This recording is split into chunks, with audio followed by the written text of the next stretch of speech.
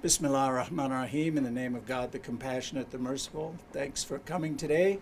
My name is Ibrahim Hooper. I'm National Communications Director for the Council on American Islamic Relations. Obviously, we're here today to respond to the inflammatory and bigoted statement by Donald Trump that Islam hates us.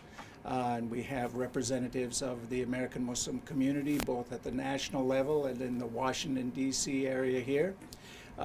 First of all, we'll hear from CAIR National Executive Director Nihad Awad. That's N-I-H-A-D-A-W-A-D.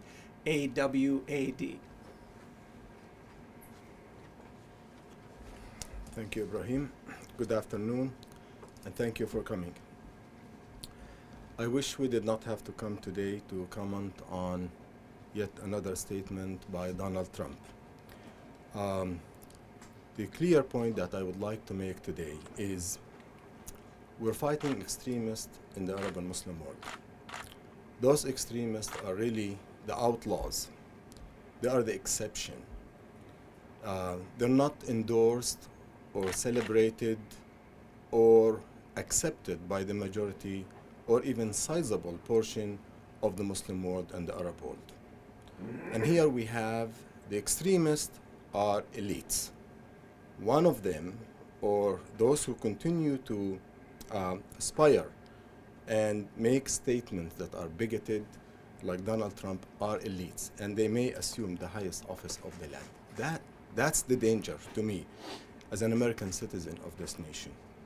So Donald Trump has moved from proposing the unconstitutional ban on all Muslims from entering the United States to now attacking the Islamic faith and suggesting that there is an unbelievable hatred of us in Islam.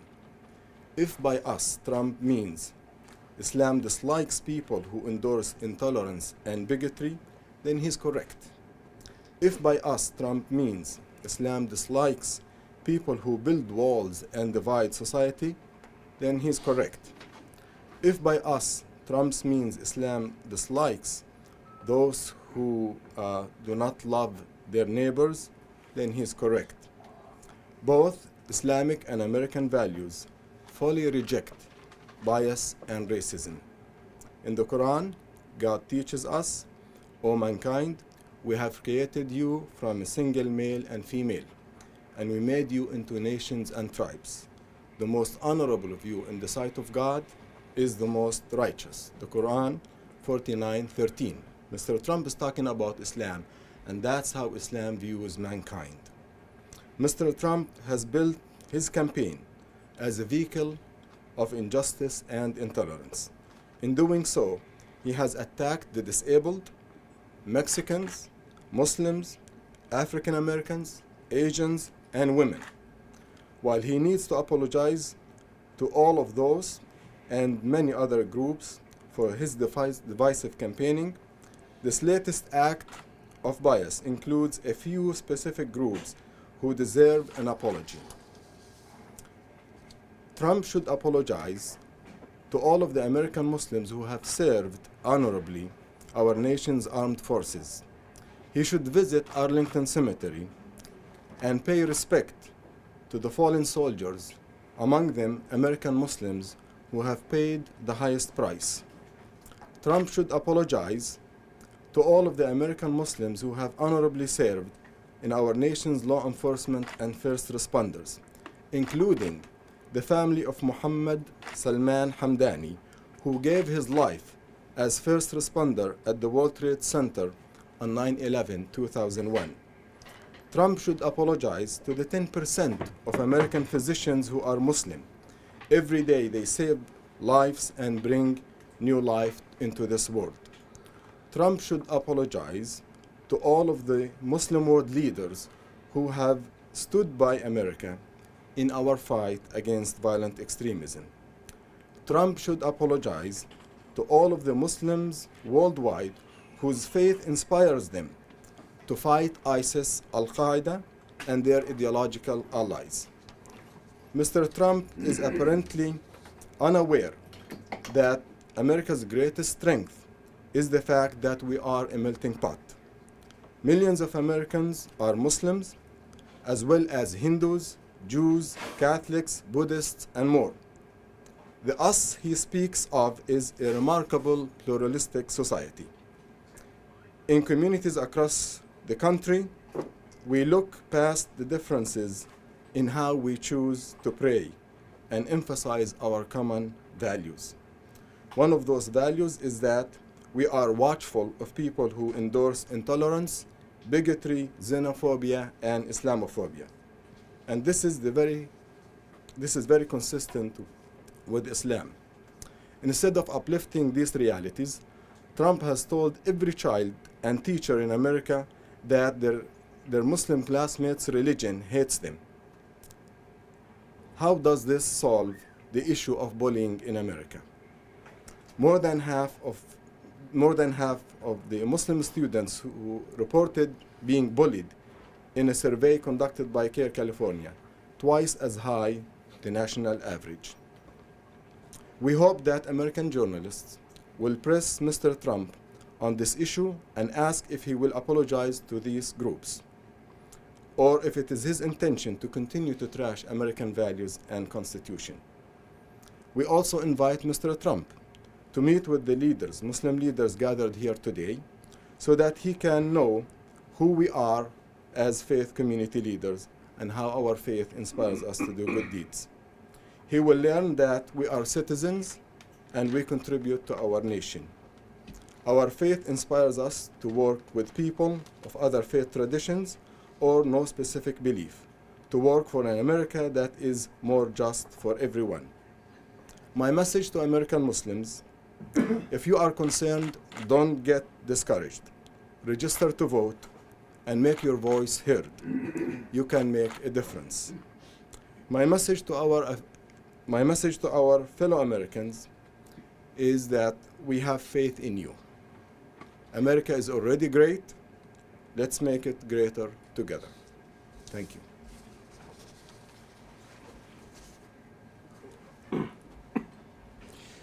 Next, we'll hear from Osama Jamal, Secretary General of the U.S. Council of Muslim Organizations.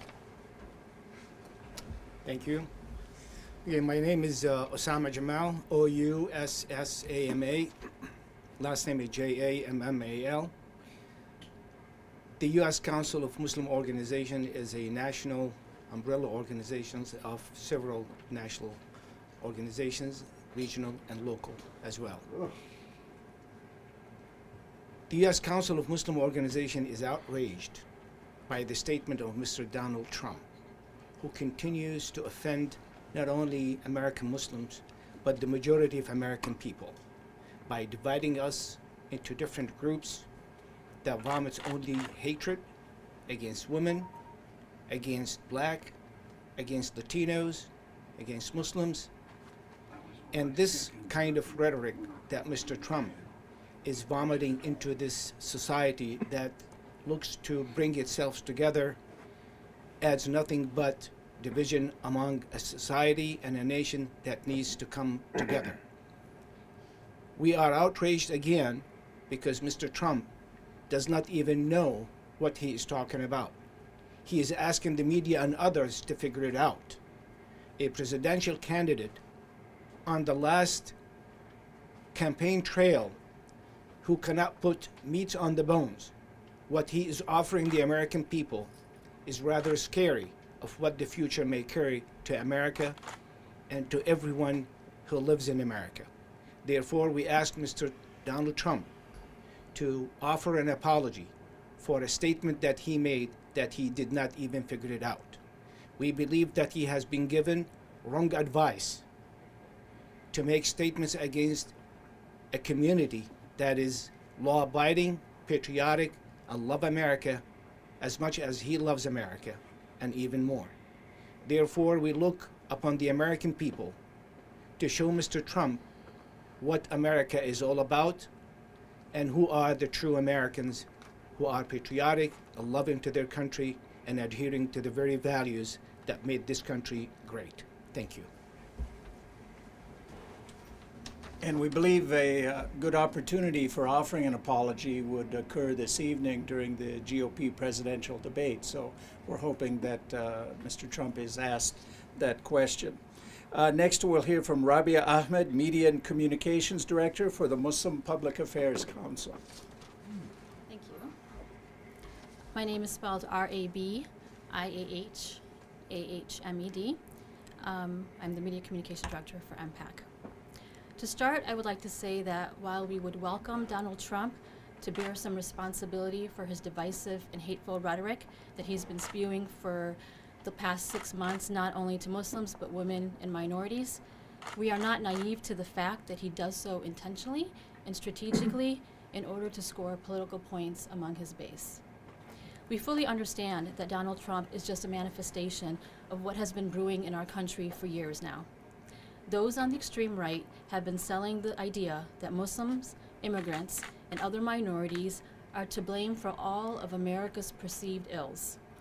And we hear this on the airwaves, we hear this on the network shows, we see it on the internet, we see it even among political and religious circles. So is it really a surprise to see an extremist person like Donald Trump as a front runner for the Republican Party? So on behalf of the Muslim Public Affairs Council, our message is not to Donald Trump. It's to moderate Americans. Like you, we are tired of all the extremist rhetoric and this narrative that Islam is at war with the West or vice versa. On one hand, you see individuals committing acts of violence in the name of Islam overseas, and on the other, you have political extremists like Donald Trump saying that Islam hates the West. Both are extremists, both are two sides of the same coin, and both seek to divide us. This polarized black and white version worldview is easy to sell, as it shows in the last few months, but it doesn't reflect reality. The reality is that, like you, American Muslims are deeply concerned about the direction our country is facing. We are concerned about the safety and future of our children and the world in which we live. We are concerned about social justice issues and making sure everyone is treated fairly. But we are also tired of being talked at and spoken for. We are tired of being misrepresented. We are tired of having to defend ourselves against the extremist rhetoric of both extremes. And we are tired of hearing about this pending clash of civilizations. We are tired of having our beautiful faith tarnished and used to promote the sick, nefarious agenda of both extremes. Our country seems to be witnessing a polarization that it has not seen in recent history. In a few short months, we'll be asked to go to the polls and pick a leader who will represent our vision for America moving forward. However, regardless of who is elected, the unfortunate reality is that the impact of Donald Trump's rhetoric will remain. And our faith in what we have learned these past few months is that there are many unresolved issues relating to race, religion, and diversity that still need to be addressed in America. Our faith teaches us that everything happens for a reason. We can only hope that all of this was meant to bring light to these issues that are not resolved, and that we are guilty for sweeping under the table and assuming that we had under control. May we use this opportunity to cut through the noise and get to know each other in real, meaningful ways, to reach across the aisle and stand true to the values of our beautiful country and reclaim what it means to be an American. Thank you. Next, we'll hear from Yolanda Rondon, staff attorney with the American Arab Anti-Discrimination Committee.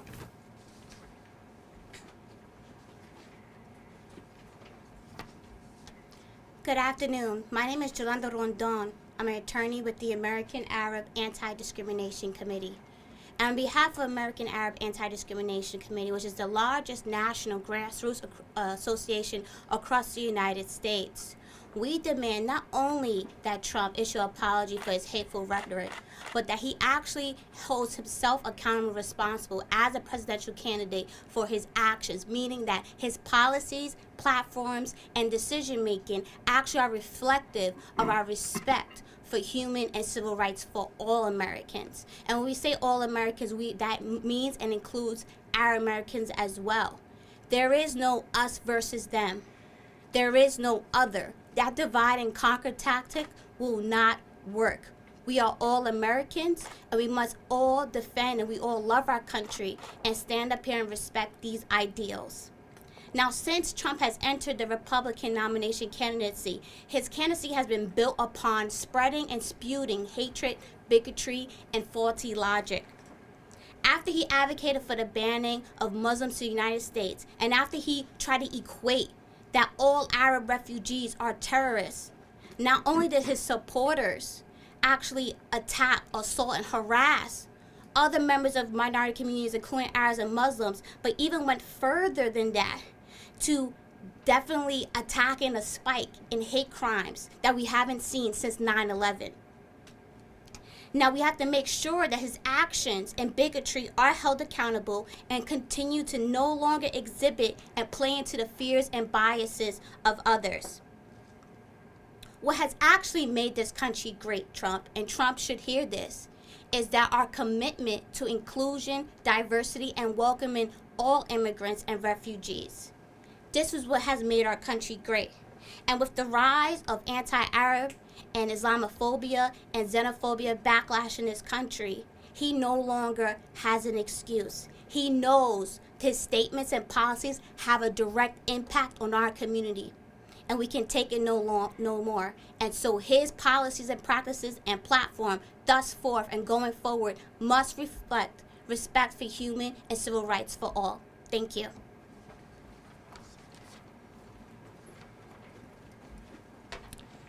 Next, we'll hear from Kristen Shremsky, Director of Media and Communications for American Muslims for Palestine.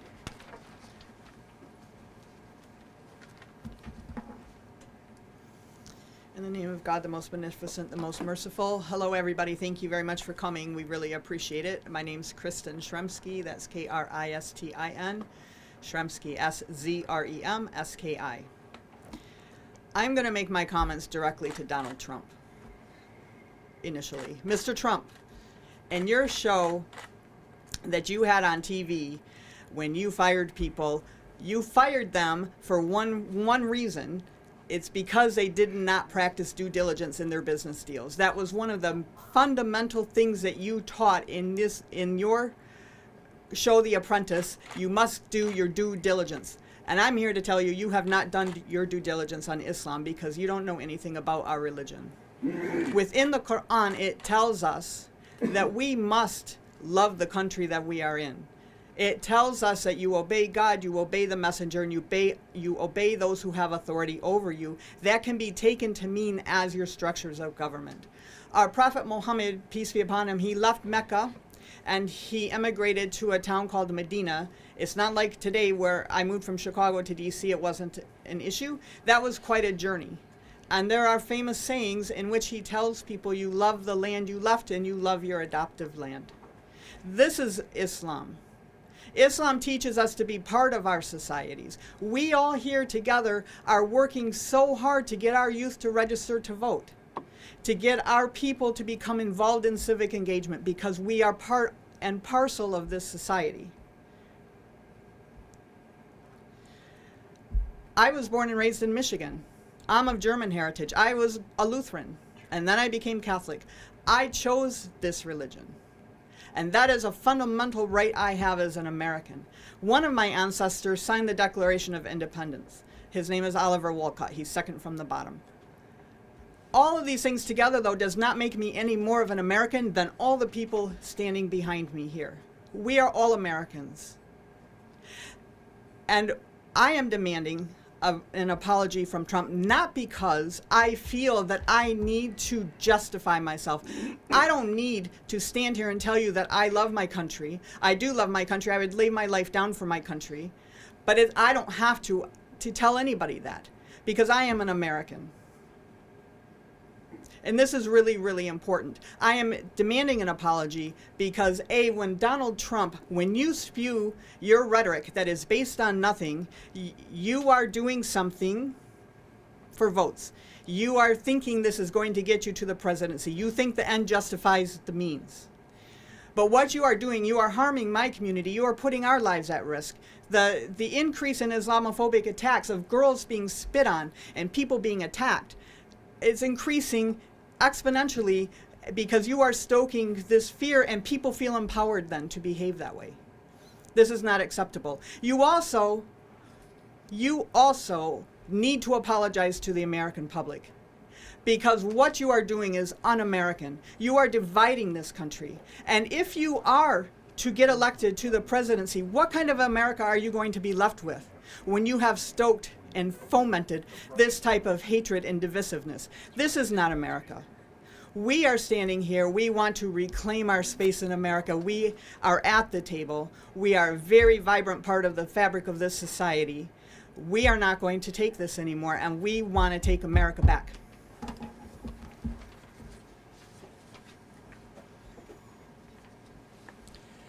Next, we'll hear from Ramiz Abbott, Director of Communications and Outreach for the Islamic Circle of North America, Council for Social Justice.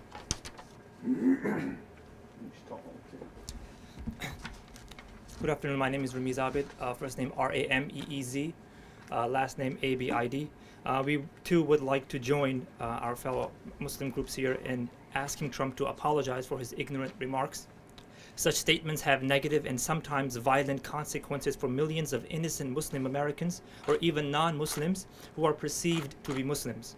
Such bigoted remarks only further divide us and have the opposite effect of making America great again. No nation can ever prosper by picking on minorities. It is completely hypocritical to criticize ISIS for picking on minority Christians and then turning around and doing the exact same thing here in the US. US politicians should lead by example and not model themselves by following the erring ways of others in order to win favor with extreme right-wing groups and xenophobes. So no good can come from this. So we are very sincerely hopeful that Donald Trump will realize his mistake and apologize tonight. Thank you very much.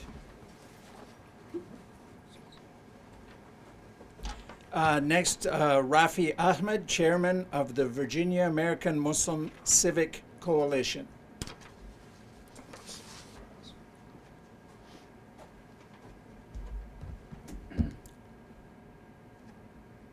Hi, my name is Rafi Ahmed, R-A-F-I, last name A-H-M-E-D. Republican presidential candidate Donald Trump has insulted just about every minorities here in America. His latest remark about Islam hates us, meaning hates America.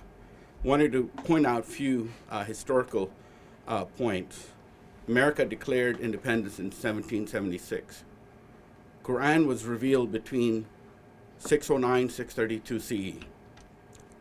There are over 1 billion Muslims on this planet, and very large percentage of them love and are addicted to the Western culture. Their jeans, the hair, the music, and the TV shows. Muslims come here from all over the world to get for a better life and to study and work. Again, Mr. Trump is making baseless remarks with no facts and play to the fears of those Americans who have never had any interaction with an American Muslim or know anything about Islam. My message for my fellow Americans, especially those who have not yet voted in the primaries, and you have upcoming primaries in your states, please go out and vote and make a statement that not in my country will I allow you to spread hate. Not in my country will I allow you to divide us. Not in my country will I let you succeed. Thank you. And finally, we'll hear from Colin Christopher, Deputy Director of Government Affairs for Dar al-Hijra Islamic Center of Northern Virginia.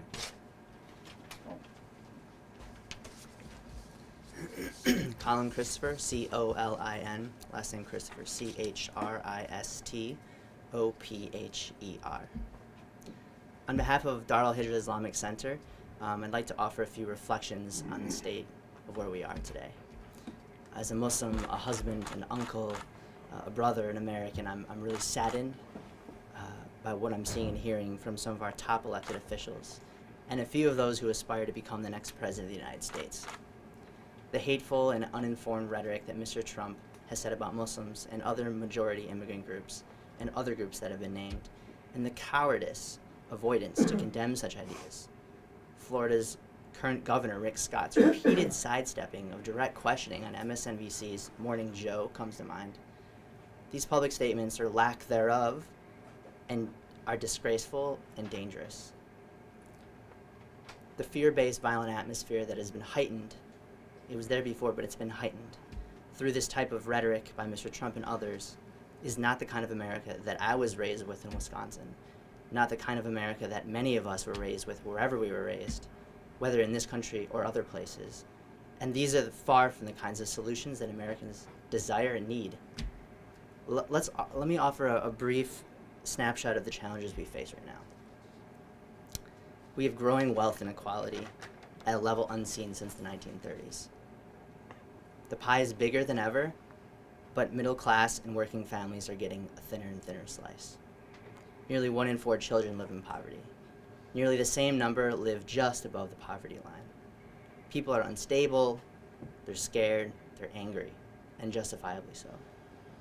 Of the wealthiest 30 countries in the world, it is the least likely that someone living in this country is able to climb out of being born into a family in the bottom fifth, above that, and out of poverty. The American dream is exactly that. It's a dream for most. It's not a reality. So we have real problems to address. And in response to those challenges, people seeking the highest office in the land are scapegoating Muslims and other immigrant groups for the most pressing issues facing working families in America. They're inventing things about Muslims and our faith and other minority groups who have been living on this very land for hundreds of years longer than many European groups who first traveled to America in the 19th century. Which brings me to my next point. Our country is a land of immigrants. The Constitution of the U.S. recognizes the value of diverse ideas and commerce, and that is what has made the U.S. so strong and influential. Let us not forget that nearly every person living in this country, their ancestors came from somewhere, whether by choice or whether by force. Whether they were blacks during the transatlantic slave trade, whether they were Jews during World War II, or whether they're from Latin America, Africa, and Asia escaping violence and war today. And once someone arrives, they're expected to participate in the public square and contribute in tangible ways, not just talk. And that is exactly what Muslims in this country have done and continue to do. The Muslim vote has been decisive. The Muslim American vote was significant in Congressman Jerry Connolly's recent election victory here in Northern Virginia. And just this past Tuesday, the Arab and Muslim communities in Michigan were decisive in deciding the Democratic primary results. These are facts. We're calling upon all political leaders and those seeking the highest public office to honor the First Amendment by exercising their freedom of speech with the responsibility of civility and respect for all of America's people.